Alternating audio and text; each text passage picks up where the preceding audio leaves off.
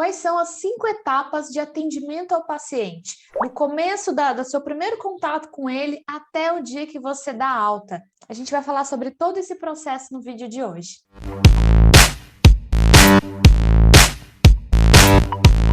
Seja bem-vindo, eu sou a professora Glaucia Gonzaga, esse é o canal Além da Cinesioterapia. Esse é um espaço daquelas pessoas que amam o movimento humano. Aqui a gente fala de cinesiologia, biomecânica, exercícios terapêuticos e tudo que faz parte desse mundo.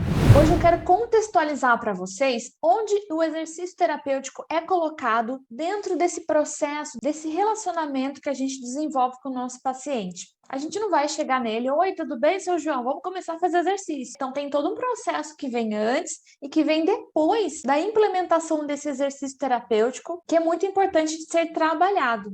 Então hoje eu vou falar sobre as 5 etapas de atendimento ao paciente. São 5 momentos importantes, em cada um deles tem necessidades específicas e tem ações relevantes que nós precisamos desenvolver. Esses 5 elementos, eles não são isolados, eles se interrelacionam. É um processo que pode ser repetir várias vezes com o mesmo paciente na mesma abordagem. Então, é um processo contínuo que nós vamos estabelecer com esse indivíduo.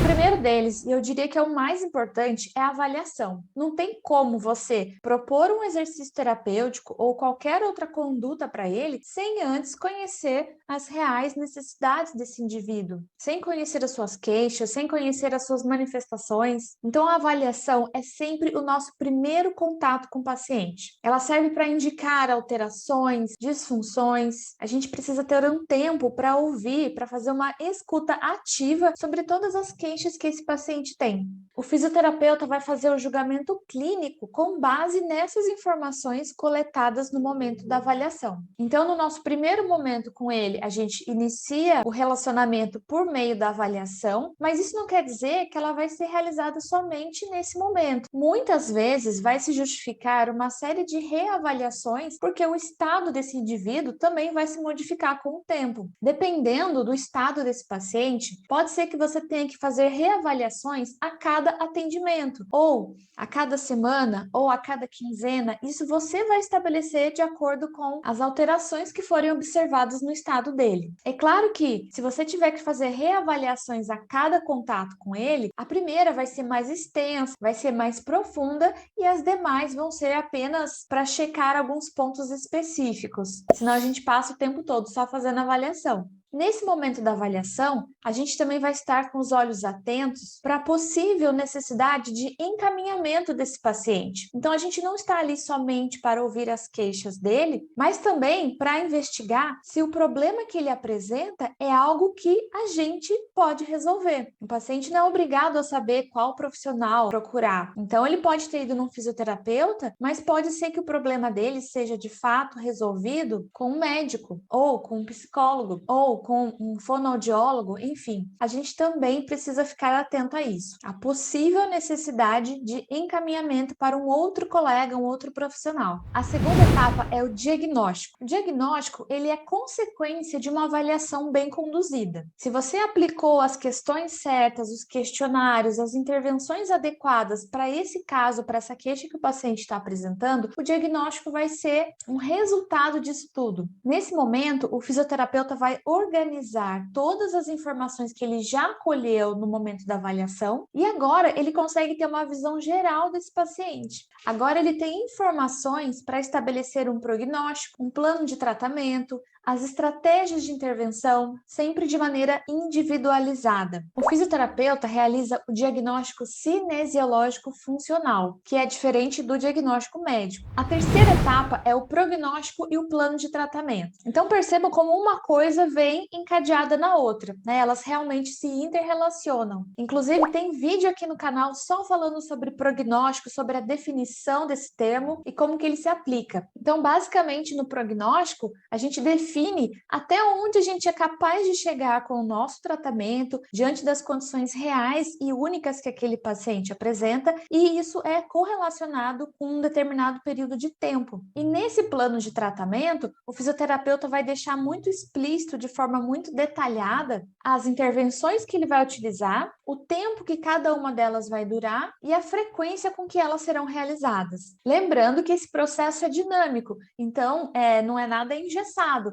se eu fiz hoje um plano de tratamento baseado na avaliação que eu fiz hoje no meu paciente, pode ser que daqui a pouco tempo tudo isso se altere. Por exemplo, se o paciente mudou de uma fase do reparo tecidual, o tecido começa a apresentar características mais resistentes, então a gente vai mudar as nossas condutas nesse momento também. Então essa etapa é muito importante porque aqui a gente vai estabelecer as nossas estratégias para serem depois colocadas em prática na etapa seguinte. Você é fisioterapeuta, estudante de fisioterapia, é amante do movimento, assim como nós? Então vem fazer parte do nosso grupo dos Cinese Lovers, se inscreve no canal e vem fazer parte da nossa comunidade. A quarta etapa é a intervenção. Então agora é hora de colocar em prática tudo aquilo que a gente já definiu e planejou previamente. E o fisioterapeuta tem uma caixa de ferramentas enorme, né? Eu costumo brincar dizendo que os nossos recursos terapêuticos são como se fosse, cada um deles é uma ferramenta dentro de uma caixa de ferramentas gigante. E a cinesioterapia eu considero, né, como uma das ferramentas mais poderosas, mais maravilhosas que nós temos à nossa disposição. Então nós temos a possibilidade de combinar vários métodos, vários recursos terapêuticos que são capazes de alterar para melhor o estado de saúde desse nosso paciente. E o que a gente implementa nesse momento, claro que tem que ter coerência com o que a gente estabeleceu lá no diagnóstico, no plano de tratamento e lá no comecinho também do processo que é na avaliação. E no corpo humano, os processos são muito dinâmicos, então, como eu falei, as reavaliações muitas vezes vão ser necessárias. E se a gente avalia e detecta um novo estado desse paciente, a gente também precisa mudar as nossas intervenções. E é o fisioterapeuta, o profissional responsável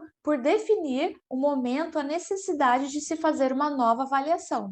E para isso ele vai estabelecer alguns critérios. Então, por exemplo, no ambiente hospitalar, um paciente grave, a necessidade de reavaliação é diferente daquela que a gente vê num paciente da ortopedia, do ambulatório. E pode ser necessário uma nova avaliação também quando a gente aplica algum tipo de intervenção que não está dando os resultados esperados. Isso também pode acontecer. E é normal, tá, pessoal? Assim, esse é um assunto que as pessoas não costumam comentar muito, né? Todo mundo só gosta de explorar os cases de sucesso, os profissionais só vão divulgar aqueles casos que deram muito certo. Mas o corpo humano, o ser humano, ele não é totalmente previsível. E por motivos dos mais variados, em algumas situações, a gente não vai ter aquele resultado que a gente esperava. Então, o que é o mais sensato a se fazer nesse momento? Uma nova avaliação, reestudar esse caso clínico e pensar em novas estratégias para serem implementadas. E a quinta etapa é a dos resultados. O resultado é a resposta da intervenção que o fisioterapeuta aplicou naquele paciente. Então, se você implementou um programa de exercícios resistidos com esse paciente, a gente sabe que mais ou menos ali 12 semanas é o tempo necessário para a gente começar a ter resultados visíveis. Então, lá no começo, a gente detectou a disfunção que ele apresentava, ou as disfunções, a limitação funcional ou a deficiência, ou você está implementando um plano de atitudes preventivas com ele, considerando todos os fatores biopsicossociais, considerando a preferência do paciente nesse contexto, a satisfação dele. Quando a gente tem resultados positivos diante da nossa abordagem, geralmente significa que nós consideramos todos esses elementos e eles resultaram em sucesso.